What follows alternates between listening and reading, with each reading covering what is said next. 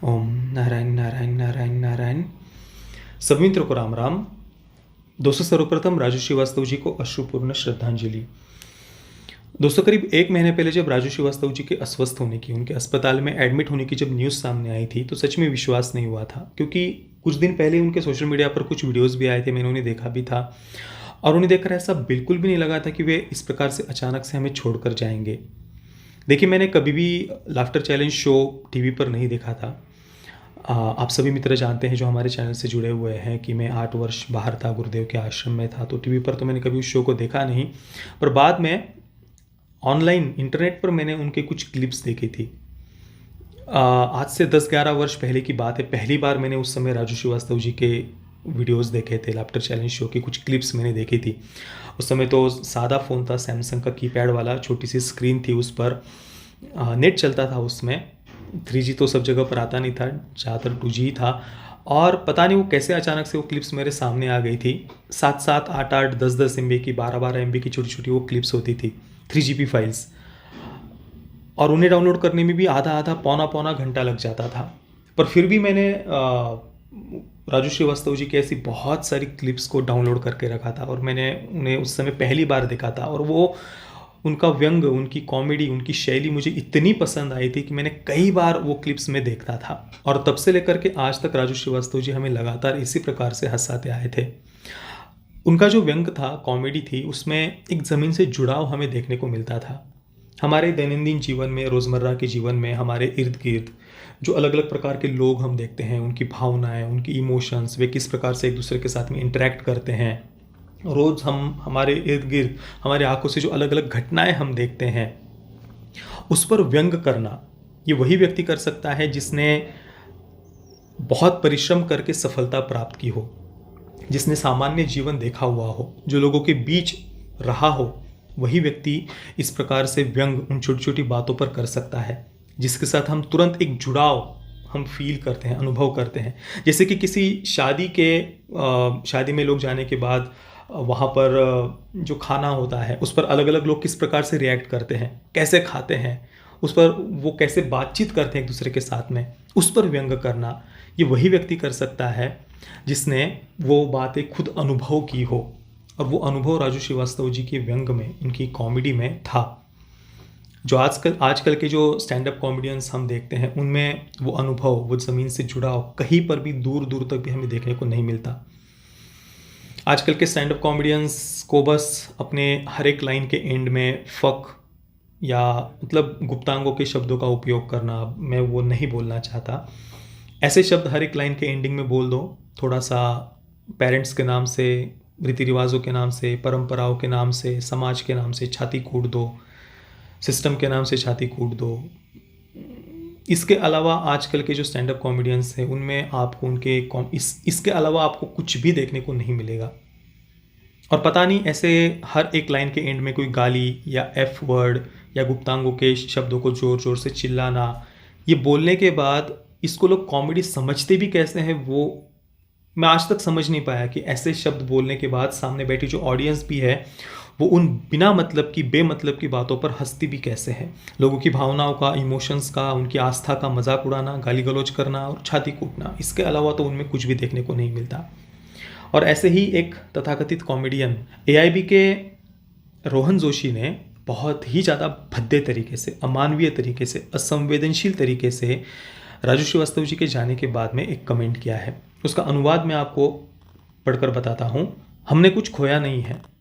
कामरा हो या कोई रोस्ट हो या किसी कॉमेडियन पर कोई न्यूज़ हो, राजू श्रीवास्तव ने दूसरे नए कॉमेडियंस पर बकवास करने का शिट वर्ड यूज़ किया है यहाँ पर। तो राजू श्रीवास्तव ने दूसरे नए कॉमेडियंस पर बकवास करने का कोई अवसर नहीं छोड़ा, विशेषतः स्टैंड अप कॉमेडी की नई लहर शुरू होने के बाद से। स्टैंड अप कॉमेडी की नई लहर। He went on every fuckall news channel. उन चैनल्स पर बुलाए जाने के बाद वो नए अपकमिंग आर्ट फॉर्म के बारे में बकवास करता था। नया अपकमिंग आर्ट फॉर्म क्या है? ये स्टैंड अप कॉमेडी की न्यू वेव, नई लहर, उसे वो आर्ट कह रहे हैं। और इस नए आर्ट फॉर्म को ऑफेंसिव कहता था, क्योंकि उसे ये आर्ट फॉर्म और नए सितारों का उभरना समझ में नहीं आता था। उसने कुछ अच्छे जोक्स सुनाए होंगे पर उसे कॉमेडी की मूल भावना के बारे में, स्पिरिट ऑफ कॉमेडी, उसे कॉमेडी की मूल भावना के बारे में कुछ पता नहीं था, या किसी के अधिकारों की रक्षा कैसे करनी चाहिए, भले ही हम उससे सहमत हो या नहीं हो, पर दूसरों के अधिकारों की रक्षा हमें कैसे करनी चाहिए इसके बारे में भी उसे कुछ पता नहीं था। ये बात, मैं सच में इस पर हंसने का भी मन नहीं कर रहा। भले ही हम किसी से एग्री हो या ना हो, पर दूसरों के अधिकारों की रक्षा कैसे करनी चाहिए, ये बात वो यहाँ कह रहे हैं। और ऊपर का उनका क्या लिखा हुआ है वो आप पढ़ लीजिए। भाई, आप जो गाली गलौज करते हो, जिसे आप सो कॉल्ड आर्ट फॉर्म कह रहे हैं या सो कॉल्ड न्यू वेव कह रहे हैं स्टैंड अप कॉमेडी की, वो नहीं थी पसंद। देश के करोड़ों लोगों को नहीं है पसंद ये गाली गलौज, बार बार एफ वर्ड यूज़ करना या एस वजाना ऐसे शब्दों का उपयोग करना। लोगों को नहीं लगती है ये कॉमेडी, और लोग उस पर अगर आपत्ति दर्ज करते हैं तो क्या उन्हें अधिकार नहीं है उसकी आलोचना करने का? आपका ये जो सो कॉल्ड आर्ट फॉर्म है, क्या वो आलोचना से परे हो गया? आगे लिखा है, फक हिम एंड गुड रिडंस, भाड़ में जाए वो, अच्छा हुआ छुटकारा मिला। मतलब अपने आप को लिबरल, वोक, प्रोग्रेसिव, मॉडर्न कहने वाले लोगों से इससे अलग में कुछ अपेक्षा करता भी नहीं हूँ। ये उनका रोज़ का ही काम है। कोई भी व्यक्ति अगर राष्ट्रवादी विचारधारा से हो, अपने कल्चर से जुड़ा हुआ हो, अपने सनातन संस्कृति का सम्मान करता हो, राष्ट्रवादी विचारधारा से हो, तो उनके प्रति लिबरल्स, तथाकथित लिबरल्स के मन में, वोक्स के मन में यही भाव होते हैं। ये कुछ उन्होंने अलग बात लिखी है और इस पर आश्चर्य होने जैसा भी मुझे तो बिल्कुल भी ऐसा कुछ लगता नहीं, और कुछ नया उन्होंने लिखा है ऐसा भी मुझे नहीं लगता। लगभग सभी राष्ट्रवादियों के बारे में, तथाकथित लिबरल्स और वोक्स के मन में यही भाव होते हैं।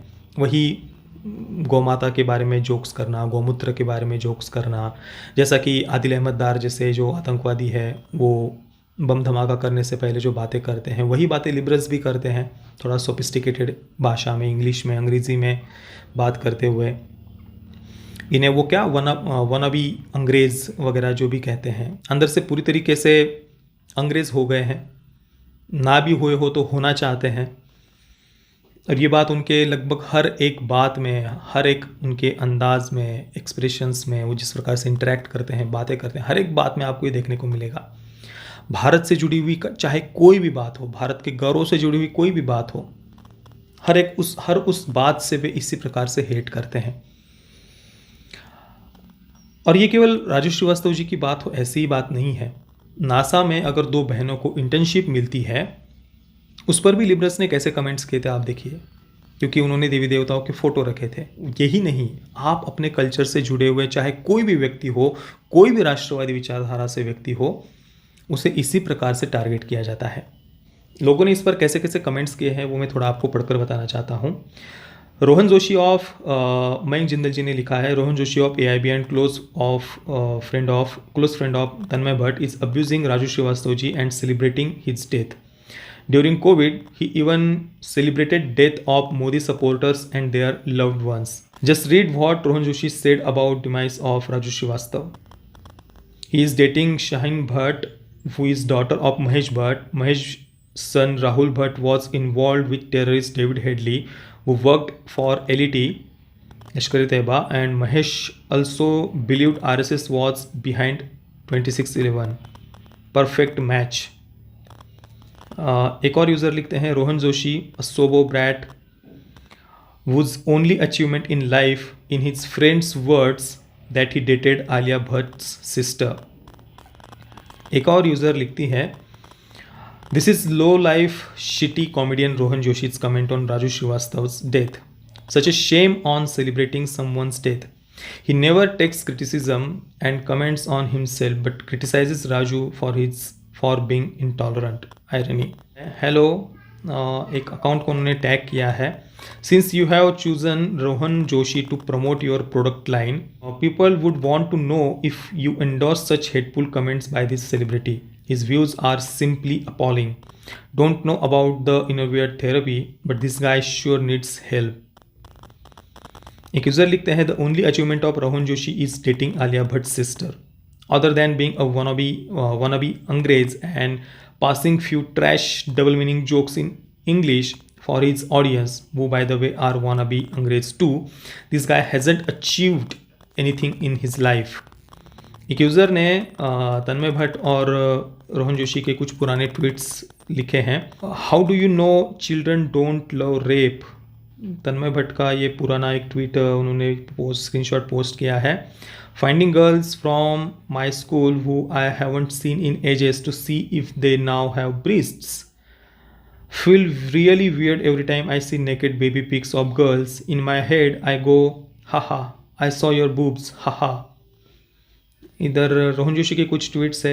I hope your mom gets AIDS. So in case anyone's keeping track, Shahid Kapoors girl, ये तो मतलब पढ़ने में भी चलिए छोड़िए, मतलब नहीं पढ़ पाऊंगा मैं. Rohan Joshi has deleted the pathetic comment after getting bashed by people. He has justified saying he was angry and it's not time for his personal feelings. His personal feelings filled with toxic hatred and venom. No wonder he calls other hate mongers and intolerant. Vikrant जी ने लिखा है, Rohan Joshi of AIB is abusing Raju Srivastava and celebrating his death. These are people who in the name of comedy even went to extent of pedophilia. Now abusing a natural comedian who was widely respected. Don't forget the people who supported them and their sexual misconduct. एक और user लिखते हैं, AIB fame Rohan Joshi is abusing Raju Srivastava on his death, saying he criticized his comedy, called it offensive. Few examples of Rohan Joshi's comedy. कुल मिलाकर अपने आप को liberal, progressive, वोक, modern कहने वाले जितने भी आप लोग उनको अगर देखेंगे, उनकी देख लीजिए उनकी विचारधारा, उनका माइंडसेट, वो किस प्रकार की बातें करते हैं कल्चर के बारे में, रीति रिवाजों के बारे में. हमें लगता है कि मतलब ये कुछ बहुत ही उंगलियों पर गिनने जितने लोग होंगे, पर ऐसी बात नहीं है. हमारी शिक्षा व्यवस्था एक पूरा एक इकोसिस्टम लेफ्ट का, और इसमें सबसे बड़ा हाथ बॉलीवुड का है. इन्होंने एक ऐसी जनरेशन को हमारे देश में खड़ा कर दिया है जो भारत के गौरव से जुड़ी, भारत से जुड़ी हर एक बात से हेट करते हैं.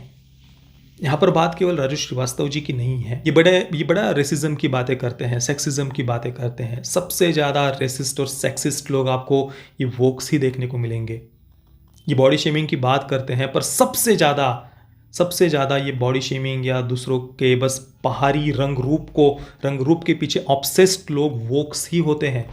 ये बॉलीवुड ही, एंटरटेनमेंट इंडस्ट्री ही आपको सबसे ज़्यादा बॉडी के पीछे ऑब्सेस्ड आपको देखने को मिलेगी. और ये जो वोक्स होते हैं, लिबरल्स होते हैं, ये जो बातें बोलते हैं उसके एग्जैक्टली अपोजिट यही लोग आपको देखने को मिलेंगे.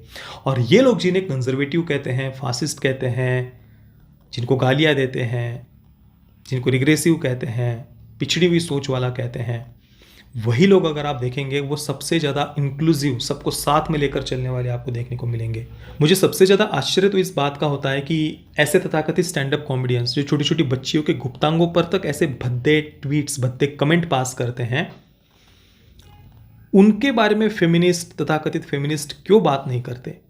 दूसरी तरफ मुकेश खन्ना जी, हमारे शक्तिमान, वे वीडियो में आज की युवा पीढ़ी को जागृत कर रहे हो किसी एक स्कैम को लेकर, कि कैसे कुछ लोग दूसरों को फंसाते हैं फेक मैसेजेस वगैरह भेजकर. उसके पीछे स्त्री है, पुरुष है, हमें पता नहीं होता. ये भी वो कहते हैं, वो किसी जेंडर को टारगेट नहीं कर रहे होते, पर उस वीडियो में कोई एक बात बिल्कुल आउट ऑफ द कॉन्टेक्स्ट लेकर मुकेश खन्ना जी को पूरा टारगेट करने के पीछे तथाकथित फेमिनिस्ट लग जाते हैं. पर दूसरी तरफ ऐसे छोटी छोटी बच्चियों पर ऐसे इतने भद्दे, उनके गुप्तांगों पर, रेप पर इतने भद्दे कमेंट पास करने वाले तथाकथित स्टैंड अप कॉमेडियंस, उस पर फेमिनिस्ट कभी बात करते हुए हमें दिखाई नहीं देते. उल्टा ऐसे so called stand up comedians को बहुत प्रोग्रेसिव कहा जाता है. New wave of stand up comedians, art form, art कहा जाता है इसे, आर्ट. पर कोई राष्ट्रवादी व्यक्ति उसे टारगेट करने के लिए, भले ही उसने अपने पूरे जीवन में, भले ही जो बच्चे हैं उन्हें अच्छे संस्कार दिए हो, कितने ही अच्छे मार्ग पर वो उन्हें लेकर के आए हो, उसको वो पूरा भूल जाएंगे. पर उस राष्ट्रवादी व्यक्ति के मुंह से कोई एक बात निकल जाए ना, उसको आउट ऑफ द कॉन्टेक्स्ट लेकर उसके पूरे चरित्र हनन करने का ये काम करते हैं. मुकेश खन्ना जी का उदाहरण हमारे सामने है, पर उनके थॉट्स इन लिबरल्स को, इन वोक्स को रिग्रेसिव लगते हैं, पिछड़े हुए लगते हैं, कंजर्वेटिव लगते हैं। क्यों? क्योंकि इनके अनुसार जो सेक्सुअल लिबरेशन की बातें करता है, हाँ, जो पारिवारिक मूल्यों के नाम से, सामाजिक मूल्यों के नाम से, सिस्टम के नाम से, परंपराओं के नाम से, पेरेंट्स के नाम से छाती कूटते हैं, वो बस बहुत महान होते हैं, उन्हें प्रोग्रेसिव कहा जाता है केवल। पर अगर कोई अपने रूट्स के साथ जुड़ा हुआ रहकर बच्चों को अच्छे संस्कार दे रहा है, तो ये उनसे हेट करते हैं। उनकी कोई ऐसा एक वीक पॉइंट खोजने में ही लगे हुए होते हैं, और जब वो वीक पॉइंट उन्हें मिल जाता है तो उसे आउट ऑफ द कॉन्टेक्स्ट लेकर उसका पूरा चरित्र हनन करते हैं। दोस्तों, बोलने के लिए बहुत सारी बातें हैं, पर वीडियो बहुत बड़ा हो जाएगा। पर इस पर आपके विचार क्या है, प्लीज़ मुझे आप नीचे कमेंट में अवश्य बताना। ये वीडियो देखने के लिए आप सभी मित्रों का बहुत बहुत धन्यवाद। जय श्री राम, वंदे मातरम।